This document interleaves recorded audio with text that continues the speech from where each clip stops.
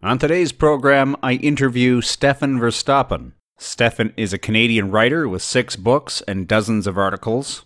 He has traveled extensively and spent years in Hong Kong and Taiwan studying Chinese martial arts. To learn more about Stefan Verstappen, visit chinastrategies.com. In this presentation, Stefan teaches us how to prepare for the Summer of Hate. That's right, the Summer of Hate. 50 years ago, 1967, it was the Summer of Love.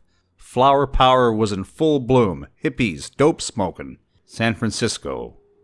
But 50 years later, in the cold, dark days of winter, we see nothing but riots, violence, crime, anger, directed not only at the president, but one half of the population pitted against the other. How to prepare for the Summer of Hate on today's episode of The Russell Scott Show. Like the video, comment below, and subscribe to the channel. But above all, enjoy the program. Stefan Verstappen, welcome back to the program. Thanks for having me back, Russell. Let's talk about the Summer of Love just briefly before we get into the Summer of Hate. Well, for those of you too young to remember, 1967 was known as the Summer of Love. And that year, there was a great outpouring of affection and love and peace. And the hippies were out on the streets handing out flowers, and everybody wore a peace symbol. And there were, festivals and music events, and everybody was just trying to get along. And the whole message of that summer was to love your fellow man and have lots of sex. And I guess that's why they called it the Summer of Love, because it was a very positive time. In those days, people believed that they are going to make a better world, a world without violence, a world without hatred, and a world without war. And most of the people at that time that were part of the Summer of Love were people that were liberals. Now, fast forward 50 years later, the liberals are advocating for violence. 1967, it was love your neighbor, peace, happiness, everyone get along. Now, the liberals want to punch Nazis in the face. They want to beat women with sticks. They want to blow up the White House. I mean, this is how things have turned around 180 degrees in 50 years. And when I say the Summer of Hate, I don't mean Trump supporters. I mean liberals. The liberals are the most hateful group of people I have ever seen in this country. Far more hateful than the KKK or John Burke Society. Those people don't even exist. There's a few of them, and they're not even hateful. The most hateful people I have seen are liberals, because they openly call for violence. And so, therefore, I believe that what we are seeing and what's going to come this summer is going to be known as the Summer of Hate. Ever since Trump has been elected, there have been riots. People are angry. Millions of people are angry. I've never seen anything like this. Me neither, People are mad now. But 50 years ago in the summer, when people are hot-blooded, if they're in a good mood, they're fucking. If they're angry, they're fighting. Yep. So what happens when the weather turns hot? Well, what happens is people, look what's happened already. You can see it. It's a run-up, right? We've already had numerous riots, and for example, like Berkeley, where they're protesting the Milo Yiannopoulos speech there. And when you look at that riot, look what they've done. They set fires, they've smashed windows, and they're punching and beating women, from behind. As a warrior, as somebody who, believes in the warrior principles, the warrior ethic, for me to see some guy sucker punching another guy from behind is the utmost of cowardice. These people are just despicable to do something like that, and yet we see it widespread. We had that, Shia LaBeouf with his silly camera there in New York, and on camera he's punching people. And then you have celebrities. I've never seen before in the history of living on this planet, celebrities openly calling for violence. Back in 1967, all the songs and the celebrities were talking about, peace and love and get along with your fellow man. Now, celebrities are calling for people to get murdered.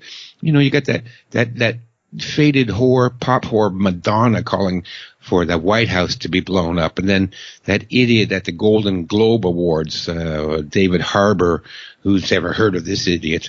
And he's yelling about punching Nazis in the face. I've never seen anything like that.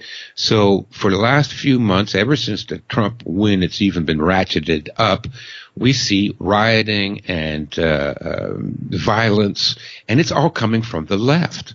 They're the ones that are hateful. And so this has all occurred during the cold, dark days of winter, where, most of these lazy activists prefer to stay home and in a nice warm house and watch TV or play their video games, and where students, might have classes to go to in the morning, so they can't stay up all night beating women with poles. But what's going to happen when the summer's here? All the students are off and the weather's warm, and so every cockroach is going to crawl out from his rock and go down the street and set fire to something. So as the weather warms up, this is traditional. It's happened for hundreds of years. Everybody knows when it gets hot out, it gets violent. And since we've seen such a run-up to this violence just this past winter, and even last summer was pretty bad, but during this winter now, and I think the Trump win has really, lit the spark under their butts. This summer we're going to see a lot of hatred, a lot of riots, a lot of crime, and a lot of violence, and we might even see civil war. I see Donald Trump potentially being ousted as president via the 24th or the 25th Amendment, where Mike Pence and the cabinet can actually usurp the presidency, citing that he's unfit for duty. That's all it says, unfit for duty. It doesn't say if he's sick or, just... So the wording is there, and the process is available to them. He doesn't have to be impeached. And if things keep going the way they are now, I see Trump getting kicked out. Now, you've got 40 million strong Trump supporters that are diehard supporters. What happens when they start getting angry? Now you've got both sides coming at each other. Well, I think we've seen a lot of restraint on the conservative part, on the right. They've shown a lot of respect and constraint in the face of really overwhelming provocation. What do we see? You go on to YouTube and watch all these videos of people with wearing a Trump hat being singled out in the crowd, and gangs of people beating them and dragging them out of cars and beating them, and yet we have not seen the same thing happen on the side of the right. The conservatives have not been targeting libtards and beating them up.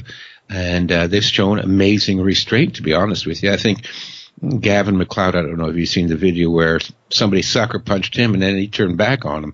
I think that's the only incident I've seen of a conservative person actually fighting back against this unwarranted attacks.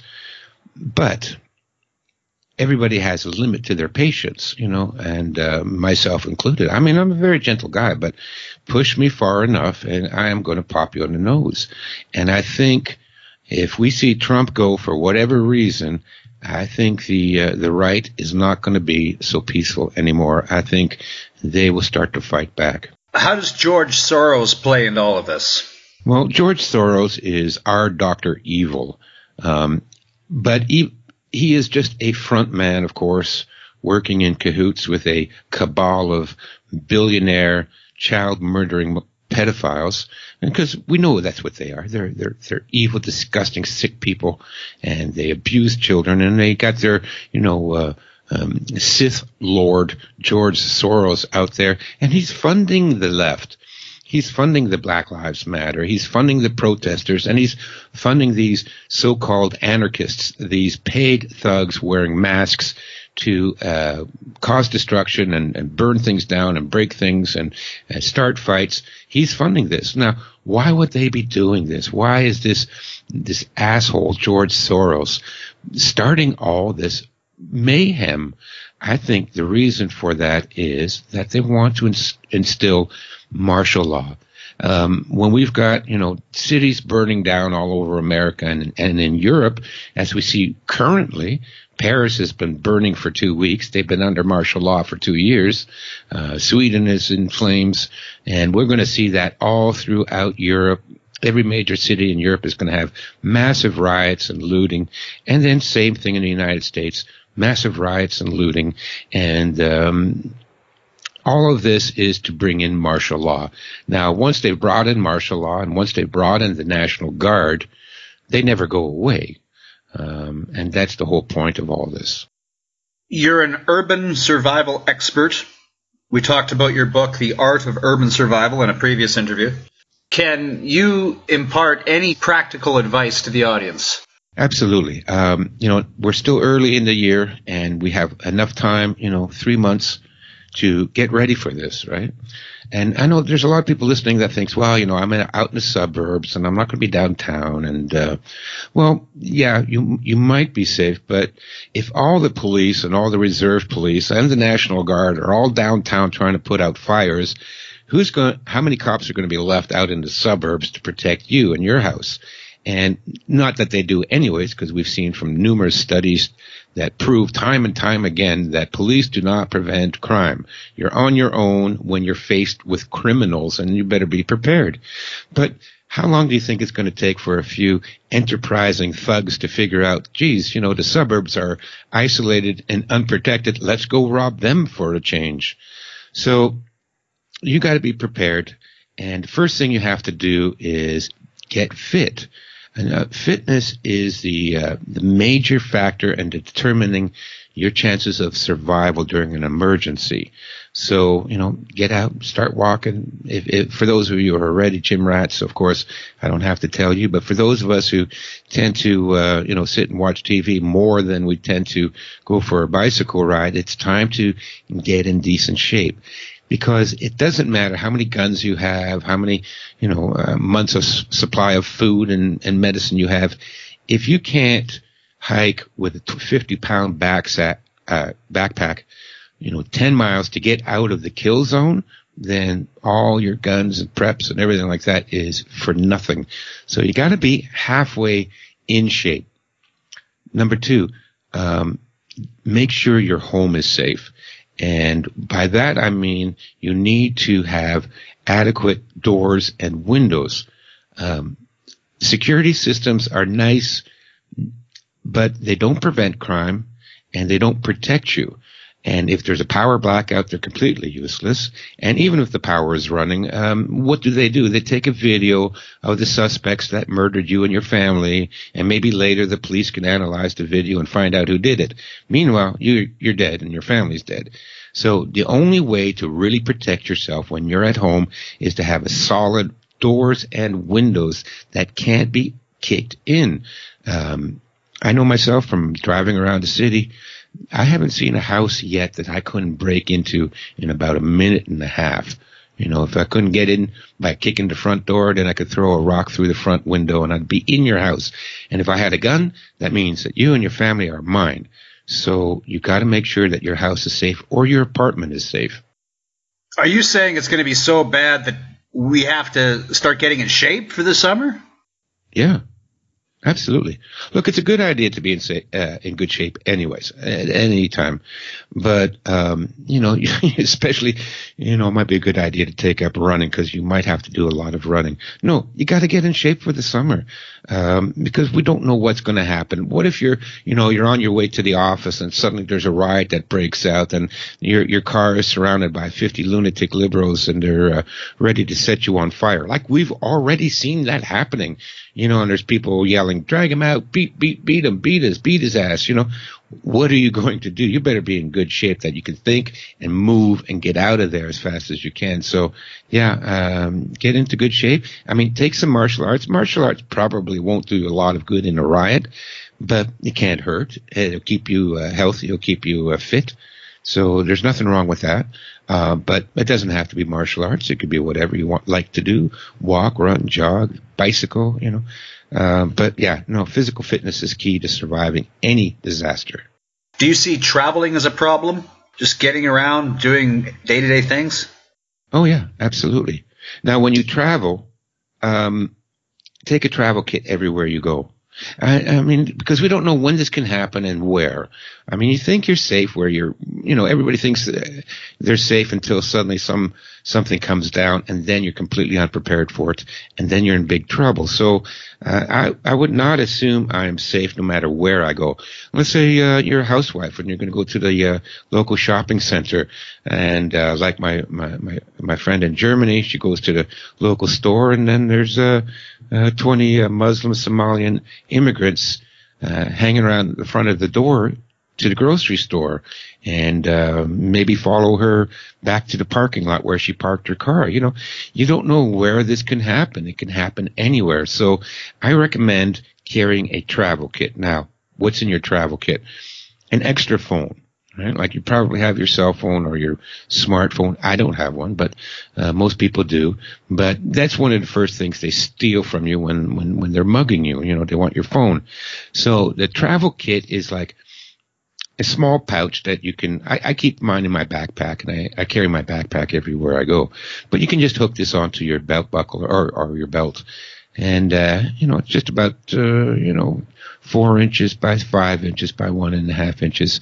And you can fit an extra cell phone in there, fit a small flashlight in there, fit a small first aid kit, some bandages, maybe some headache tablets, and some antibiotic cream in case you get cut, and a weapon. Everywhere you go, carry a weapon. Now, if you're in the States and you're allowed a concealed carry or an open carry your weapon everywhere you go. As soon as you leave the house, you should have a weapon on you. And I mean, I know it sounds extreme, but I've seen dozens and dozens of videos from Brazil and Venezuela, and where people can't. The minute they walk out the front door of their house, there's somebody there to rob them. It could easily get that bad here, and that's where we're heading, anyways. With the street crime and the violence that's going on, you walk out your door, there might already be somebody there waiting for you. So if you're in the States and you're allowed a firearm and you're allowed to carry one, carry one. Why not? Now, for those of us here in Canada, the socialist workers' paradise of Upper America, Inc., we are not allowed to defend ourselves. If a man comes to the door of your apartment and says, "I'm here to rob you and rape your wife," you're only allowed to say, "Yes, please, by all means come in. Honey, there's somebody here to see you." And that's the self-defense that we're allowed here in Canada. But I would break that by carrying a weapon. Now, you can carry, in my book, there's a number of improvised weapons that you can carry around with you that you can sort of say, well, it's not really a weapon, because you're not allowed to carry a weapon in Canada, not even a telescopic baton. It's ridiculous, the laws here. But I would carry a weapon, whether it's a knife, whether it's a baton, whether it's a tire iron, whether it's a sock filled with quarters, something. And the reason is a weapon is always an intimidation factor. When you brandish a weapon, and it could be of any kind, baseball bat, whatever. When you brandish a weapon, you show the criminal, the aggressor, that you are not an easy target, and therefore he is more likely to break off the attack. If you are completely defenseless, then what is there to prevent somebody from attacking you? So I always say to carry a weapon more as a threat display tactic, to dissuade attack, to make people think twice about you're not as easy a victim as you might look, because after all, you're pulling out a knife. But definitely carry a weapon. So when you travel, carry a little kit, an extra phone. Get one of those cheap ones, $25 or something, and get 10 minutes or an hour on a prepaid program, whatever. Carry that in your kit. a flashlight in case the lights go out, in case you get stuck after dark outside somewhere. A bandana is always good. I love a bandana. It had multiple functions, from bandage to head covering to face mask in case there's riot control agents, and carry a weapon. What do you do if you're caught in a riot? I don't know if I would be. I mean, you're kind of in the wrong place at the wrong time to begin with. Sure, but you don't know. Like it's hard to tell where these things will come into play. Like, let's say you go to the baseball game, and a riot could break out at the baseball game. We've seen that happen, right? So you're thinking, you'll check the news before you leave the house in the morning. Any scheduled riots for today, or, any scheduled protests for today that's going to be carried out? Of course, you try to avoid those places, right?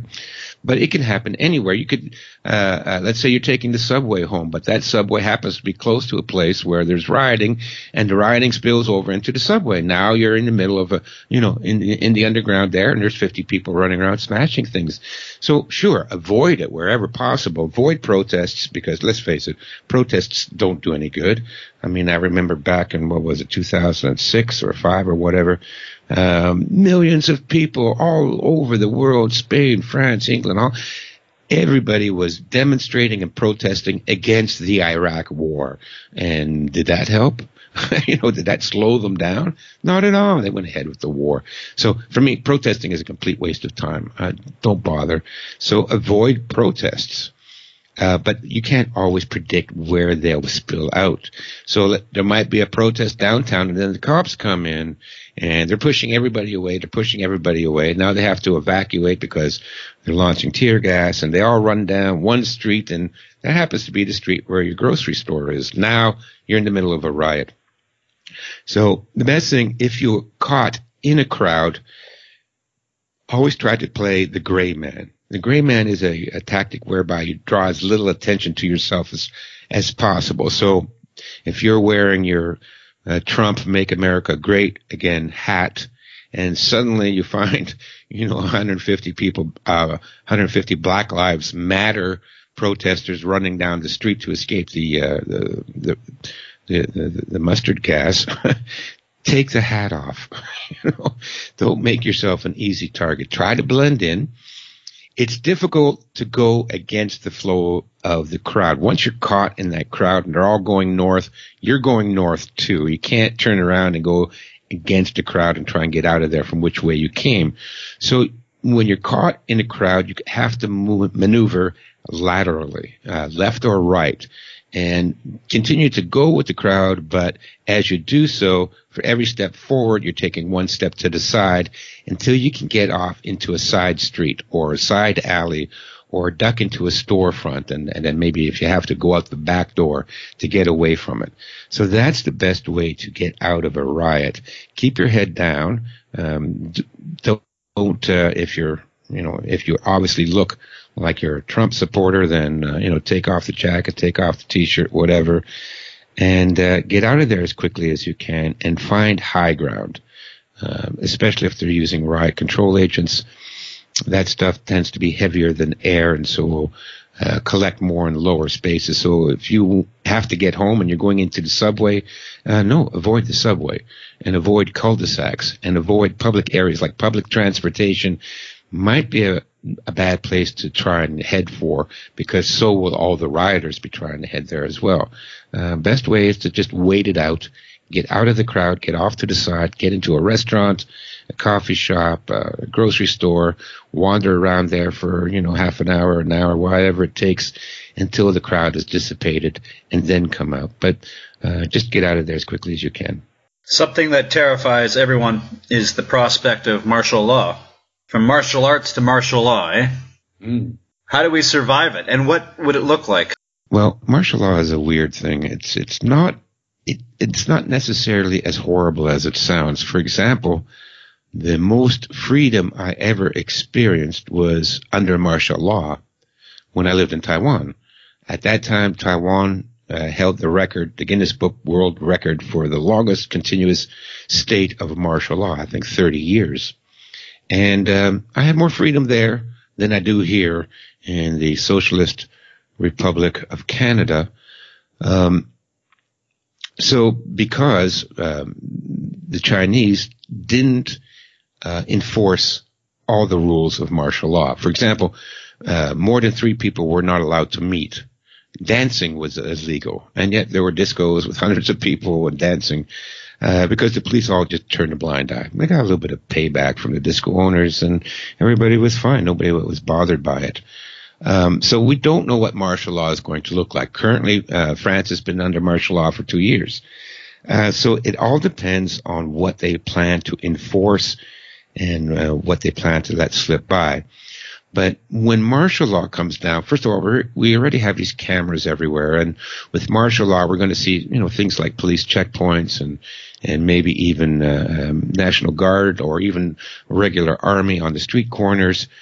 But your best bet to survive martial law is keep a low profile. Again, you need to play the gray man. The less attention you draw to yourself, the better.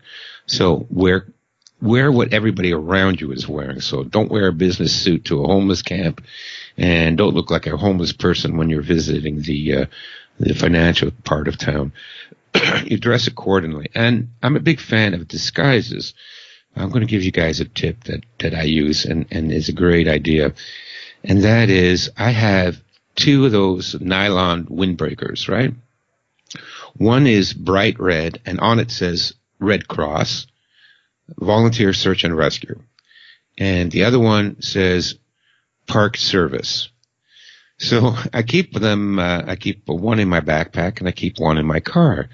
So if I'm out and I see that there is a police roadblock up ahead and they're pulling people over and they're restricting movement, I'll put on my Red Cross Emergency Search or Volunteer Search and Rescue jacket. Now, it's not impersonating an officer. Anyone could wear a jacket like that. And because of my previous experience as an instructor for St. John Ambulance, I know the lingo, I know the procedures, so I could easily fake being a person that belonged to a search and rescue team. So I could carry a backpack full of survival equipment, and I put on that jacket and I could get through a police roadblock because, again, what you're doing is, people react to symbols and images. And when you have the bright red jacket on and you look like you're part of the emergency services, and you've got, search and rescue on your jacket, you're not going to appear as a threat to the police state. And they will likely let you through, give you, the benefit of a doubt. They're not going to harass you when you look like that. Like if you're going to wear a black mask and a black hoodie and, baggy pants or whatever down to your ass, good luck getting through the police roadblock. But, if I put on my jacket, my search and rescue jacket, I can fake it. I can bullshit my way through just about anything. The other one is my park ranger jacket. Again, these things are, they're really flimsy, those nylon jackets. You can roll it up and stuff it in your backpack, no problem. But my park ranger jacket is for when I'm out in the woods, for when I'm going through the conservation areas, because my escape plan to get out of the city is to go through the conservation areas. There's a number of river trails that run right through the heart of Toronto. I can bicycle, I can drive my truck, I can get out of the city going through there, but I'm in conservation territory. So just in case I run into any authority figures out in the parks, I put on my park ranger jacket, and I can bullshit my way through that too. I'm just checking. There was a report of somebody being washed away in the river. I'm checking, I could also put on my search and rescue jacket and use that to get through the parks. The other thing I have is you can buy them online for like $10, $15, $25, something like that. I got flashing blue lights that stick to the dash of my truck, and you plug it into your cigarette lighter. Now, it's symbology. It's, people react more to what you wear or what you look like than who you are or what you say. So if I had to escape, if I had to go through an area where there's people running around in the streets, I would plug in the flashing blue lights because they're going to assume that you're police and or something like that, they're going to assume you're part of the authority structure because they see these blue lights flashing, and that's what we've all been conditioned to react to. Nobody's going to question me. Nobody's going to question you for the blue lights. But they will get out of your way, or they'll defer to you because they think you're a person in authority. So for martial law, just to recap, again, play the gray man. Don't attract attention to yourself. Try to find out where the security checkpoints are in your neighborhood and find ways around them. You know, there's back alleys, there's walking trails, there's bicycle trails, lots of different ways to get around the city without walking down the street. Figure out what those ways are, learn them like the back of your head. Go out and walk around, know your territory. As Sun Tzu would say, the general must know his territory, and figure out ways around the security cameras and the checkpoints. Keep a low profile. Don't dress unusual for the environment, and keep an extra jacket around that says first aid, emergency rescue, something like that, that you can roll up, even stick it in a fanny pack if you have to. And if it looks like, they're really searching and coming down on people, put on the jacket. Say, I got a report. I'm volunteering. I'm supposed to rendezvous with the rest of the team down the street. Just let me through, And that's your best way for surviving martial law. Do you offer any private classes or courses? Well, I did some talks a few years ago. I haven't done any recently because it's sort of people are getting kind of complacent. But I plan to offer more starting this spring and this summer. I'm going to be putting this as an article out shortly after we're done talking. I'll get to it. And that's why I want to talk to you about that today, because people have let their guard drop. We had this big hype run up to 2012 as the end of the world. And in 2011, there was quite a bit of interest in being prepared for the end of the world. But that has since kind of waned. And I'm not saying, prepare for the end of the world. You don't need to have a bunker. You don't need to have a tank. But I am saying this summer is going to be very iffy. There's going to be a lot of violence. There's going to be a lot of crime. Because remember, under this facade of a protest, you can break into stores and rob them and loot them. That's crime. That's not protesting. And with the cops being, occupied, and look what we saw in Berkeley. They're ordered to stand down. So, there's videos of women being beaten in the head with sticks because the police won't intervene. So when the police aren't going to intervene, you're on your own. So be prepared for violence and be prepared for crime. So to cap it off, get into shape. It's always good to be fit so that you can run and fight if you have to. Get your house secured, solid doors, solid windows, and keep a weapon in the house. Also, a safe room. A safe room is a place you can run to in case of home invasion. And in case if you don't think that you're in danger of home invasion, just go onto YouTube and Google home invasion, and you see how many times that happens. And it happens in nice neighborhoods.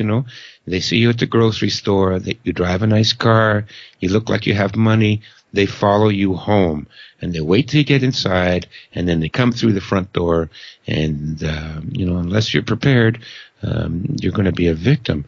So make sure you have a safe room. A safe room is a secured room somewhere in your apartment or your house where you can run to in case there is a home invasion. Now, I live in an apartment. I don't have an extra basement or a room that I can fortify. So I have a bathroom. So I can go into the bathroom. I can lock it. I have a good lock on the bathroom, not just one of those flimsy little locks. Put a good lock in the bathroom. It will slow them down maybe 5-10 minutes, right? But in the bathroom, you have a spare phone and you have your weapon. So if they burst through the front door, you might not have a chance to go to the gun safe, unlock the safe, load the bullets, get your gun out and all that and fight back. Instead, run to the bathroom, lock the door. Now, while they're busy ransacking the empty rooms, you now have time to go for your weapon. And if you don't have a firearm, then you keep the baseball bat in the bathroom, or keep a knife in the bathroom. This will buy you an extra 5 to 10 minutes, depending on how strong your bathroom door is. But that's a safe room. That's a fallback position. So secure your home, get into shape, and maybe make a safe room in your house. Should you grease the bat? Why? Why would you grease the bat? If they try to grab it, their hands slip off. Oh, okay. Yeah, no, that's a first for me. I haven't heard that. Okay, go ahead. Grease the bat. It could mean a couple of things, greasing the bat. Never mind. Moving on. Get your mind out of the gutter. No, as a martial artist, I have numerous nasty weapons. I have every Chinese kung fu weapon you can imagine. I've got a spear. To be honest with you, one of the best weapons in the world is a spear. Duct tape, a nice carving knife to the end of a 6-foot pole. Trust me, nobody's going to get within 6 feet of you, you know. And the best technique is just a stab, thrust, you know, through your, like a pool cue, right? It goes through your lead hand and just pull it back as fast so they can't hang on to it. I've got swords. I've got a cane sword when I go for a walk. You know, it's nasty. It's a double-edged, razor-sharp sword that comes out of my cane in a heartbeat. And believe it or not, as far as I know, it's still not illegal in Canada. So cane sword is a great weapon for when you're traveling. So I've got lots of weapons. Keep one in the bathroom, right? Again, something is better than nothing in such a situation. And then also when you're traveling, you know, keep that travel kit with you. I always travel with a kit, and it's been a lifesaver. Oh my God. One time I was bicycling through Oakland, California, and just exploring. You know, I like to explore, and I like to explore on bicycles. And suddenly I got a flat tire in the ghetto. And, you know, it was still light out. This was about 6 o'clock, and the sun was setting, and I'm going, holy shit. You know, it's one thing to bicycle through the ghetto, but it's another thing to walk. And I'm getting nervous, and I look, and the stores are closing. Everybody's running. You know, it's like the movie, you know, The Omega Man or whatever, you know, where the vampires come out at dark, and at sunset, everybody's rushing to close up the doors and lock the windows. And suddenly the streets are empty and deserted. But I had my emergency kit, and because I bicycle, I keep an emergency tire repair kit in there, and I also carry a pump, bicycle pump. So I had that tire off and patched in 5 minutes. I think it's a world record for patching my tire, you know, and I'm out of there. But and that's happened to me numerous times, from bicycling up in the mountains to having a major accident going down the mountain, hitting a big rock and completely destroying my bike. But I was able to fix it because I had a weatherman. I could put everything back together, made it down the mountain before sunset, before the cougars were coming out. So an emergency kit, and it's just a small one. You know, you can fit it in your pocket or more easily in your backpack or your purse. Carry that with you everywhere you go. From now on, it's like, you know, we're at war. Last time we talked, you know, the subject was we are at war. Now it's become a shooting war, or it will become a shooting war, a hot war on the ground. So be prepared. You're at war. Carry your gear with you everywhere you go. Briefly tell the audience where they can learn more about you, how they can contact you, and your latest book. I believe it's The Way of the Warrior. Yes. Well, you can go to my website. It's chinastrategies.com, one word. And you can find all my books and everything there. Mostly what I'm talking about with you today is from my book, The Art of Urban Survival. And there's chapters on, you know, martial law, on war, on how to make a safe room, home security, home defense. What happens if you have a home invasion? How to be safe on public transportation? How to be safe taking a taxi? What to do if you're caught in a riot? What to do if you're tear gassed? I mean, it's all in that book. It's very simple. It's a instruction manual. It's like the Boy Scouts Guide to Surviving a Big City when it turns to shit. You know, very easy to read, and it has a lot of techniques for a lot of different situations and scenarios. And that's The Art of Urban Survival. And my most recent book is A Master's Guide to the Way of the Warrior, which is complementary to the first one. You know, the Art of Urban Survival gives you all the practical techniques of how to be safe, how to protect yourself from crime and violence, what to do during a national disaster or a natural disaster. But The Way of the Warrior is how to prepare yourself mentally and physically. Because I found that, I got all the techniques. This is what you can do if, things turn bad in urban survival. But you know what? A lot of people don't have the balls to do any of that stuff. They're scared. They're depressed. They have anxiety attacks. They feel weak. They feel helpless. And so, even though there's a lot of good advice there, they can't implement that advice because they're too weak right now, too scattered, too screwed up from the media and the chemtrails, whatever's going on. It's weakened us. So before we can implement those safety precautions that I've outlined previously, you got to be strong mentally and physically. And so The Way of the Warrior is meant to give you, again, practical training techniques, visualization exercises, breathing exercises, how to overcome fear, how to be a leader, how to improve your self-confidence, because you need that self-confidence to be able to fight back and to be able to implement your own counter-revolutionary strategies or your own anti-violent strategies. You got to be strong to do that. So both books are kind of complementary like that. Okay, visit www.chinastrategies.com to learn more about Stefan Verstappen. Stefan, I'm going to go hit the golf course after this, start getting in shape for the summer. Good for you, Russell. I heard you might be moving out this way, and maybe you can lay some of these weapons on me. Sure. I've got an extra cane sword I can send you if you want. Yeah, that's particularly something. I love the idea of it. Yeah. Of course, I'm in great shape, and I'm young, and why would I be having this cane? Well, because if there's 15 guys... You got to look like you need the cane, don't you? Oh, sure, yeah, to placate the police, right? So if I'm walking down the street and I see a police cruiser up ahead, I fake a limp. Okay. No, I am. It's good to be a bit of an actor and to be able to blend in. So, if I'm walking down the street with a cane in my hand, I look like I'm looking for trouble, especially if they look closely and they can see this little concealed button that unleashes the blade. So in order to placate the authorities, I will certainly pretend to have a limp. But remember, look, if you're confronted by 6 guys, right? You pull out a knife, you pull out a machete, you pull out a sword. Now, that's not going to necessarily defeat 6 guys, but they're thinking the first guy in is going to get 30 stitches, right? The first guy in is going to get 30 stitches. Who's going to be first, right? So that's what I mean. A weapon is not always needed for actual fighting. A weapon is needed to intimidate people from attacking you. And that's why I always recommend having a weapon on you. If it's just you, 6 guys, well, goodbye. But you pull out something like that, one of these guys has to come in first, and you will be able to get your shot off at him, and that's going to cause him 20, 30 stitches with a knife or a machete or something. And none of these 6 guys is going to be the first one in. They're all thinking to themselves, well, the other guy should attack, and then I'll come from behind. So while they're all, and most of the time, look, these people are cowards. When it takes 6 of them to mug you, they're cowards. So no one guy is going to take the lead and be the first one to get slashed across the forehead with your machete or your sword cane.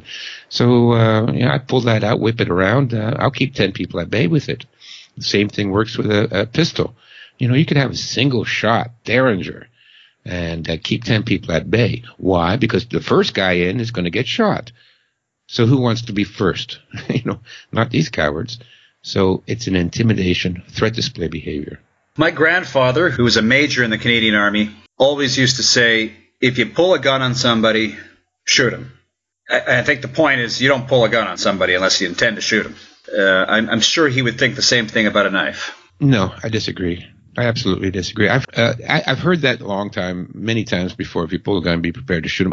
I don't know where that comes from. Maybe if the police have to pull a gun, they should be prepared to shoot the perp because the perp has a gun or whatever. I don't know.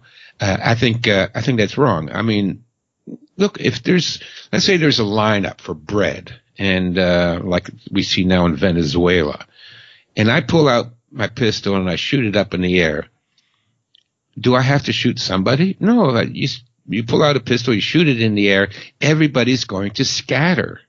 And then you can get to the head of the line and get your loaf of bread first. Same thing if there's a bunch of, violent gangsters. Mind you, they all have guns. It's only law-abiding citizens, certainly here in Canada, that aren't allowed to wave guns around. But let's say there's a bunch of, thugs hanging out and they're causing trouble. They're outside your front door or whatever. You pull out a pistol, you shoot it up in the air once. They will scatter. Look at all those videos of these, and these were armed thugs, going to rob pawn shops or whatever. And the minute anybody pulled out a gun and shot, they all scattered. They ran for their lives, video after video, closed circuit TV footage of all these, attempted robberies. And the minute, whether it's a little Chinese lady with a pistol, or some guy with a shotgun, you shoot off one shot, all these criminals are running. And, the reason is, it's the old story between the rabbit and the fox, right? And two wise men are watching, and one says, who's going to win, the rabbit or the fox? And the one man says, well, the fox is running for his lunch. The rabbit is running for his life. So the rabbit will win. So again, these people are here to rob you. Once you start shooting a gun up in the air, there's lots of other people a lot easier to rob, right? You're fighting for your life. They're just here to get $100. So $100 is not worth facing you and your pistol, whether you intend to shoot them or not. They don't know. So they will take off. So for me, a weapon, just having a weapon lessens your need to ever use it. And so I completely disagree with your uncle in the army. Sorry about that. It was my grandfather. Grandfather, yeah. Well, on that note, you have to leave now. Stefan, thanks so much for being a guest on the program. Thanks again, Russell. Talk to you again soon.